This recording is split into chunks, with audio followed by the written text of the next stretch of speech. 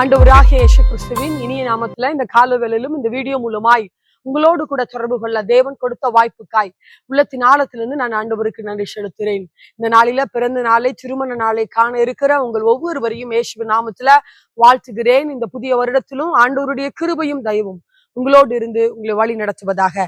இன்று நம் தியானத்திற்காய் தெரிந்து கொள்ளப்பட்ட வசனம் சங்கீதம் 64வது சங்கீதம் 1வது வசனத்தை வாசிக்கும் போது தாவீது ஒரு ஜெபத்தை ஏறெடுக்கிறத பார்க்கிறோம். தேவனே, என் விண்ணப்பத்தின் என் சத்தத்தை கேட்டருளும், சத்துருவால் வரும் பயத்தை நீக்கி என் பிராணனை என் ஜீவனை காத்தருளும் என்று சொல்லி தாவீது தேவனுடைய சமூகத்துல விண்ணப்பம் ஏறெடுக்கிறத பார்க்கிறோம்.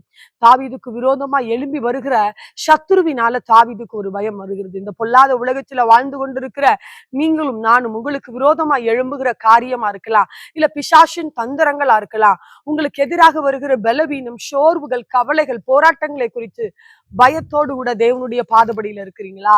நமக்கு நம்முடைய பயத்தை நீக்கி நம்மை ஆசீர்வதிக்கிற தேவன் நம்மோடு கூட இருக்கிறவராய் இருக்கிறார். எந்தவித போராட்டங்களா இருக்கலாம், எந்தவித பயங்களா இருக்கலாம், இல்ல உங்களுக்கு உலக பிரகாரமான வாழ்க்கையில சத்துருவாய் வருகிற பயங்களா இருக்கலாம், ஆசீர்வாத குறைவுகளா இருக்கலாம், நம்முடைய பயத்தை நீக்குகிற தேவன் நம்மோடு கூட இருக்கிறவராய் இருக்கிறார். வேதத்தில் அநேக பரிசுத்தவான்களை தேவன் பார்த்து சொல்லுகிறார். ஆதியாகமம் 15வது அதிகாரம் 1வது வசனத்தை பார்த்து 1வது வசனத்தில் ஆபிரகாமை பார்த்து தேவன் சொல்லுகிறார், பயப்படாதே, நான் உனக்கு கேடகமும் மகா பெரிய பலனுமாய் இருப்பேன் சொல்லி ஆபிரகாமோடு கூட பேசி அவரை தேற்றினவராயிருந்தார்.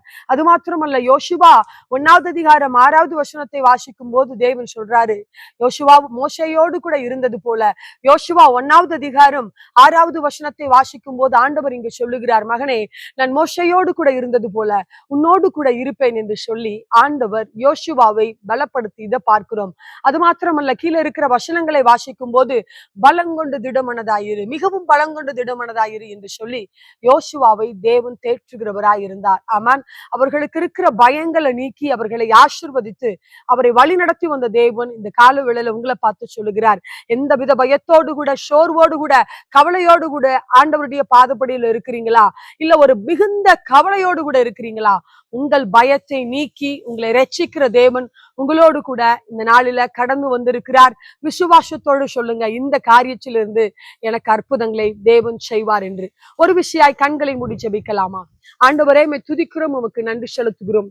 தாவீது தன்னுடைய சத்துருவால் வருகிற பயத்தை நீக்க வேண்டும் என்று உடைய பாதபடியில கேட்டபோது நீர் அவர்களை விடுவிச்சு தாவீதை ஆசீர்வதித்தது போல இந்த நாளில இந்த வீடியோவை பார்க்கிற மக்கள் என்ன காரியத்தை குறித்து பயத்தோடு கூட, கவலையோடு கூட, சோர்வோடு கூட ஆண்டவருடைய பாதபடியில் இருக்கிறாங்களோ, இயேசுவின் நாமத்தில் அவர்களுக்கு இருக்கிற பயங்கள் நீங்கட்டும், அவர்களுக்கு இருக்கிற ஆசீர்வாத குறைவுகள் மாறட்டும், அவர்கள் எதிர்காலத்தை குறித்து, பலவீனத்தை குறித்து, ஆண்டவரே அவர்களுக்கு வர தடையா இருக்கிற ஆசீர்வாதங்களை குறித்து எந்த கவலையா இருந்தாலும் நீங்க நீக்குங்க. அந்த பயத்தை நீங்க நீக்கி ஆசீர்வதிக்க வேண்டும் என்று நாங்கள் செபிக்கிறோம். இந்த நாள் அவர்களுக்கு ஒரு ஆசீர்வாதமான நாளா இருப்பதாக ஆண்டவரே நீர் அவர்களோடு கூட இருங்க. இயேசுவின் நாமத்துல நாங்கள் செபிக்கிறோம், எங்கள் நல்ல பிதாவே. ஆமென். ஹல்லேலூயா. ஆண்டவர் நிச்சயமாய் உங்களை ஆசீர்வதிப்பாராக. ஆமென்.